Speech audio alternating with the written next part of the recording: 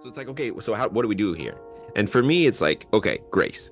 Grace as something like the encounter with the really real, which becomes available to us, a ceasing from any sort of propositional manipulation or conceptual manipulation about the person of Jesus, but instead coming to actually existentially face up to Yeah. this this claim, this proposal of the actual incarnation and incursion of God into manhood. That sort of creates this portal from, let's say, the metaphysical to the physical. It's something like the flow of life Mhm. from beyond us, which is given to us. I mean, specifically from God. Would you, yeah, a Catholic perspective, grace is God's gift of friendship, essentially. Um, Mhm. but there are also analogous forms of grace, more generally speaking, that pervade the whole of reality. And the specific form and the general forms are not separable from each other simply, but they are distinct. So that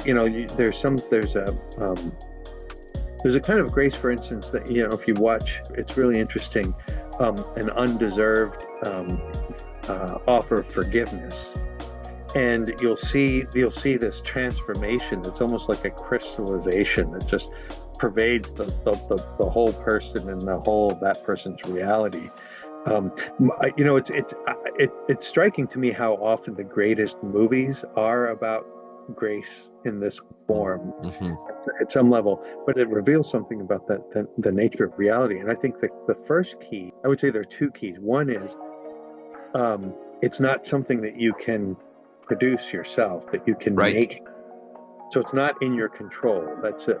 You don't just turn it on or demand it, because insofar as you do that, it's going to be a function of yourself. It's going to be precisely not what we're talking about. Yeah, yeah. It'll be defined by your horizon. It'll be something that sort of fits in your terms and so forth. So it's got to reach you from beyond you. Right. And then the second thing is it has to be genuinely good and fulfilling. It's not just being surprised by something, because a violent act is also a surprise. It's a surprise that fulfills us somehow and brings a kind of an app that contains a kind of an affirmation. It's a communication. How did you put it initially? As sort of a flow, Yeah, um, yeah, with because a I life-givingness to it. life-givingness is right because I think of it in sort of in terms of like being the receipt of agape. Yeah, To yeah, receive agape is to experience grace. yeah, yeah. And No, I think and that's a good way to put it. and there's this sort of undeservedness part of grace. Yeah, God is always forever extending the offer of friendship to yeah, us by our very being. right. The Yeah, offer of God in friendship is forever extended to us, and we can come into relation to that by turning towards this question of God become man, because yeah, that's the place where it happens. that's right. That's the portal where that grace breaks through. Yeah, and it's always there. It's Yeah. been given, as you said, in this kind of definitive and pervasive way.